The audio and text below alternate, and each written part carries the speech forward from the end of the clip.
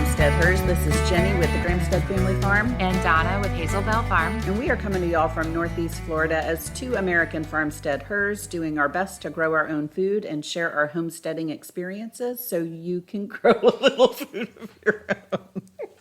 They've heard it enough times. They know what you're singing. It's true. Y'all got this. Oh my gosh. So we've been having some technical difficulties today, which is not new. No, it's just it's a new difficulty. It's a new difficulty. Every time we record lately, it's been like a new difficulty that we've had. So we have come to the conclusion that we might need to update our sound system. Yeah, so bear with us. So we are hot off of Persimmon Festival. Persimmon Festival. That was so much fun. It was so much fun. We were at Tim Armstrong's farm, Eat Your Yard Jacks. They are a nonprofit, and so they host this event every year, and it helps to fund the farm where they teach people how to grow food. Yeah. Yeah, he's got a really cool setup out there. I had no idea he had the amount of plants that he has. And I would really like us to go back there when he's not having a festival and walk around his farm with him again. To really take a deeper dive into what he has out there and what we need to bring home with us. Yes, like the one-on-one tour. Yeah, we definitely are going to have to go back to do some shopping at minimum. Yes. Because, we didn't have an opportunity to do that so much. But, so the festival was super cool. They had lots of cool people there and workshops. We learned some stuff. We met some people. And the farm tour that Tim does, though, is pretty cool. It was amazing because, like, on first look, if you've never been out to Tim's farm before, you might walk in and think like, wow, I'm kind of in like a jungle, like the woods. It's a little wild. And so if you're not looking real closely, you miss a lot of plants that he has planted in the ground, like along like his walkways and stuff. And so it was really interesting to go on his farm tour with him. And, we hit one stretch. It was like a 30-foot stretch. And in that little stretch, he like pointed out like 10 different things that were right there. And that wasn't even all of it. Right. And it wasn't something that that I wouldn't really notice until I walked around with him. And it's like, oh, wow. That's a mulberry tree. Oh, that's not landscaping. That's cardamom. Right. That was cool. Yeah. Yeah. And so it was really cool to see like all the aromatics that he had. As you go on this farm tour with him, he's walking around and crushing up leaves and going, smell this, taste that. Pass it around. And so it was really cool. And we actually had to leave the farm tour early because we were talking chickens for one of his workshops. So we got to go back. Yeah, we definitely have to go back. It was such a good time, though. I left feeling super inspired that I have an idea of what I can do in my own little food forest space, where I was a little overwhelmed before with like what to do next. Right. So like I have these trees planted, now what? Right. And how to keep the weeds at bay for now, but then how to have a long-term plan also. Yeah. And so, I'm super excited to implement what I learned there. Yeah. Yeah. I left feeling encouraged too in the fact that like I usually get really discouraged when my garden starts to look really wild and a little unruly. Yeah.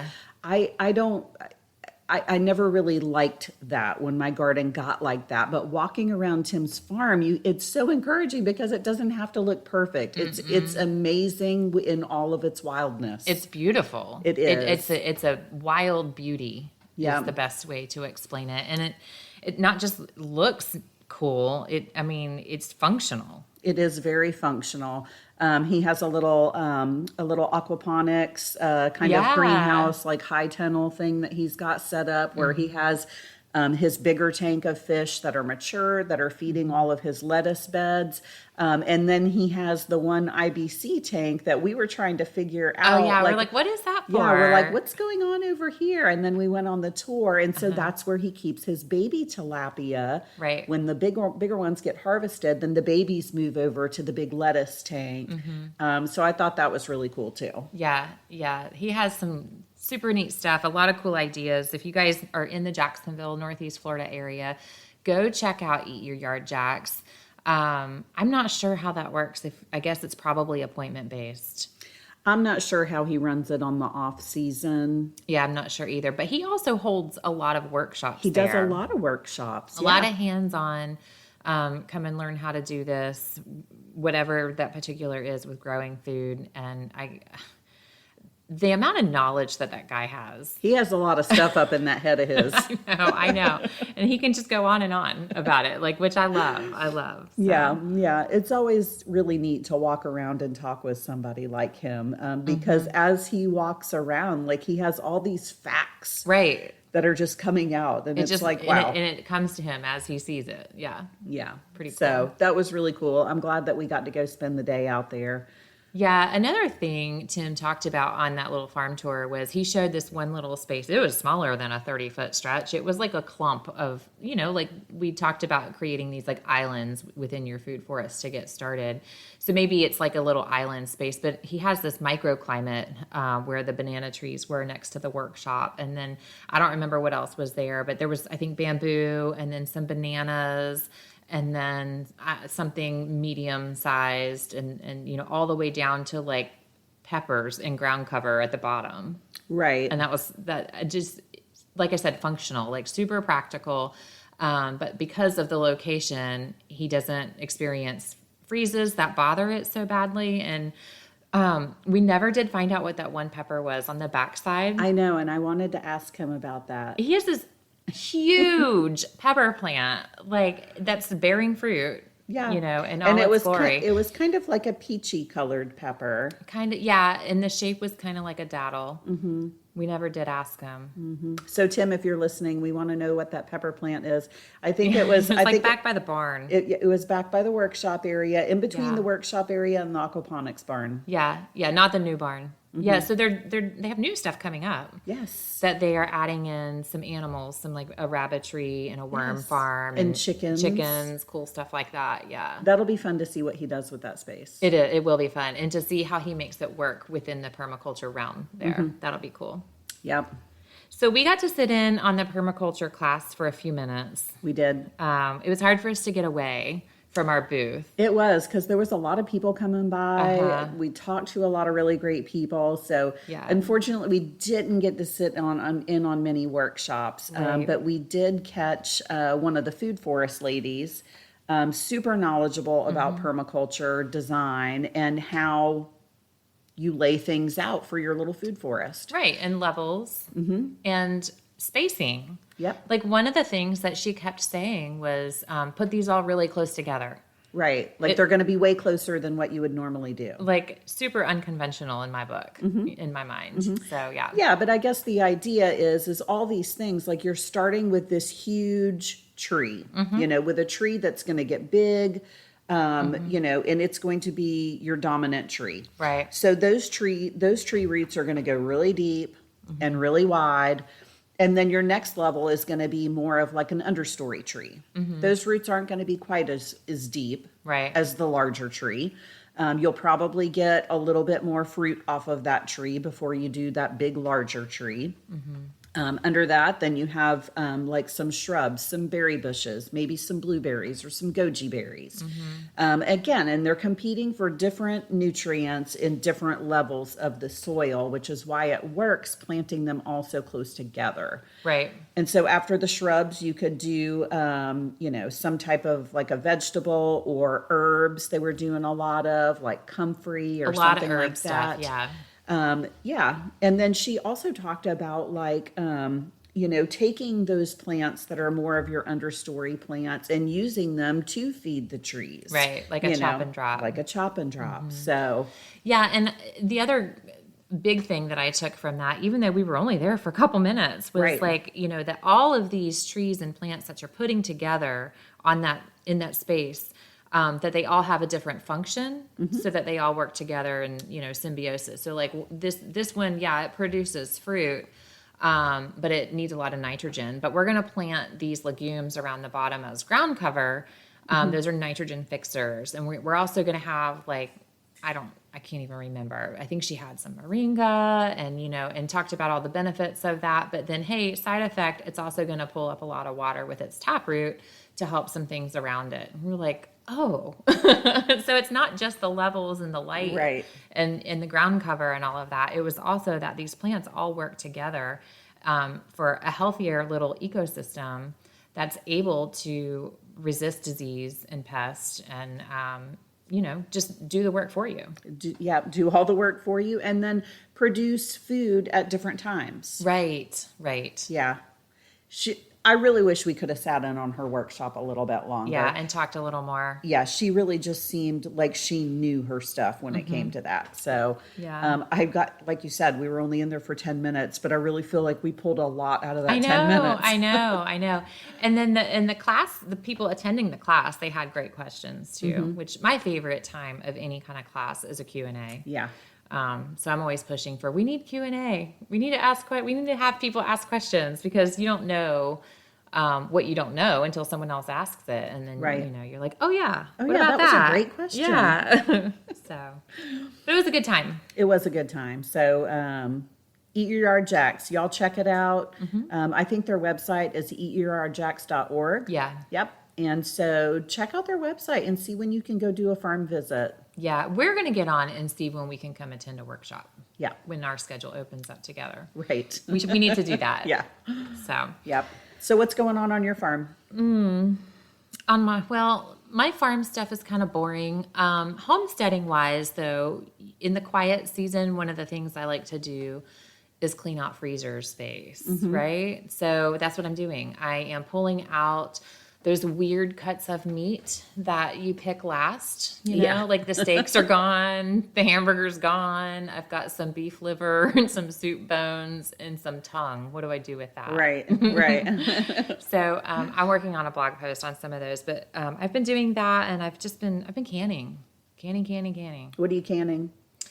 I purchased potatoes. I said I was going to do that. Right. Which is totally fine. Yes. You guys, you don't have to grow the stuff that you can. No. You can go buy it in bulk. Right. That's what I did. And then just can it. Yeah. So I bought a 40-pound bag of potatoes for, I don't even know what it cost. I paid $45 for that plus a whole bunch of other groceries. Nice. So, and a half a flat of blueberries. So I don't remember how much the potatoes were, but 40 pounds of big red potatoes. It took me 2 different sessions to get them put all up, and I dry canned them. I've got 28 jars on the shelf. Plus, I think I was left with one bag of 1 5-pound bag. So nice. Eat those fresh. Yeah, they're good fresh, and they taste fresh. They do. There's a difference in fresh potatoes and potatoes that have been sitting for months at the store, right? So that, some beans, just some shelf-ready food that we can just open and eat if ever needed.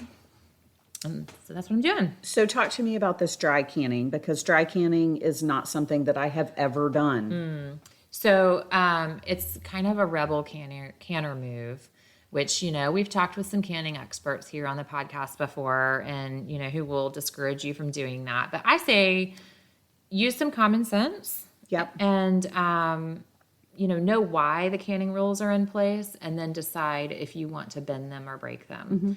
So dry canning potatoes in particular, I peeled the potatoes, which is another, some people say, I don't even do that. But I have found that by the time I scrub them well enough, I might as well peel them. Right. You're scrubbing them and the skins are coming off, and then they look all spotty. So it's I should just peel them. Right. So I peeled them. I did 2 different kinds. On the first day, I diced them. The second day, I sliced them. So Okay.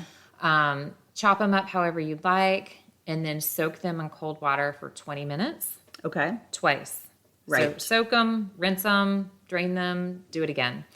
And then put them right in your jars. I used quart-sized jars, and I added, you don't have to add salt, but I did. I find that if I do want something salted or seasoned, it does better in the jars. That just really takes on that salt. Yeah. Right? I know potatoes are one of the things that I'm going to want salted. Yes. So I went ahead and did the salt. Yes. I myself am a salt lover, so I put salt in like everything that I can. Yeah. I never wait to season anything. Everything gets salt. Yeah, it does take on the seasoning better that way. I normally don't use much salt in my canning, but Yeah. I did in this case. And then this, again, is optional, but I added a little pat of butter Yeah. to the diced ones. I did not to the sliced ones because those will probably get used more in like fried potatoes or scallop potatoes. Where the diced potatoes, I like to, when I do use them, just like open them, put them in a pan and put them in the oven and they get, Crisp them up. yeah, they're yum. So, yeah, that's it. That's all you do. A little butter, a little salt, just the potatoes. You don't have to put water or broth or anything like that in there. Right. Clean your rims, Seal them up. seal them up, and they go in the pressure canner. I did quarts. That was 35 minutes. I think pints would be 25 minutes. Probably 25. Yeah. So, I love it. We love it. It's done. The shelf is full of potatoes. Till next season when I hope I have potatoes. If I don't, I'll buy another 40-pound bag of potatoes and it'll be okay. So, Yeah. Very cool. Very cool. and they just come out so much better than your store-bought canned potatoes. So that's kind of new to me as an adult. Like my mom had very little canned food when I was growing up. Very little. And canned potatoes is something I didn't even know existed until I learned how to like stock a pantry for just in case food. Right. And I was like, oh, they put potatoes in cans. And so I started buying some and I liked that like it would be like a quick breakfast to just add eggs to, Yes. that kind of thing. That's why we like canned potatoes. They're just quick. They're quick. Yeah. So, but then doing it yourself is so much better. Probably even better. It's so much better. So yeah, I've been doing that. You've got me wanting to try it, You should do it. especially the dry thing. yeah. I think that's cool. And then I also have a lot of dried beans that need to get used. We don't go through a lot of beans, but in my prepared mindness, Right. I had a lot of extra beans. It's a good staple. It's a good staple. It goes far. They almost never go bad, but I needed to rotate through. So I went ahead and canned up a bunch of beans also. So some of them I have like, our favorite are black beans. Yeah. And so I did some plain that I can throw in something. Right. But then I also did some taco beans with, DIY taco seasoning. And I can just throw those on some rice and some ground meat. And that'll be that. Call it a meal. Yeah. Yep. So Very cool. that kind of stuff. What about you? The only thing that I have been working on is my cowhide. Yes. And so it is coming along so good. I've got, it's actually in my barn fridge right now, folded up with the first layer of tanning solution on it. So I need to pull that out. I needed to pull it out tonight is what I needed to do, but I don't know if I'm going to have enough time. Right. Such So- is life on the homestead. Right. So the hide is coming along beautifully. I think this particular hide was a little bit thinner than some of the other hides that I've done before. So it's gotten really nice and thin through the whole process, which will make it a softer hide in the end. Those thick cow hides, they can dry like really stiff if you're not careful. And this one just doesn't have that same feeling to me. So I'm interested to see how it's going to turn out. But I tried pressure washing it to flesh it this time. And I had high hopes because I've seen videos, and in these videos, these pressure washers, they're just like taking off all the flesh off of these hides. Yeah. No, Did you try a different tip? that was, yes. Okay. I meant to ask you that and forgot. Yes. There was like 4 different settings on the tip that we had on our pressure washer. And we even borrowed one from a friend, like a bigger pressure washer. And it did not touch it. So, Aw.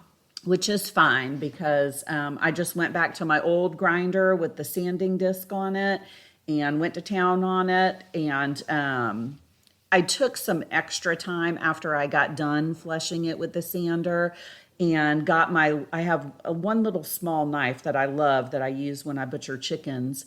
I went ahead and took that knife and really tried to like shave that hide down a little bit more to get it a little bit thinner so I can break it a little bit better. So I've got some time in it. It's kept me busy. Yeah. Yeah. I bet. It's kept me busy. So, Well, because you're kind of like stuck to its time frame, right? And right. Like, I mean, once you start, you got to keep you it got to going. keep on going. Yeah. So, I've got the first layer of tanning solution on it. It's folded up.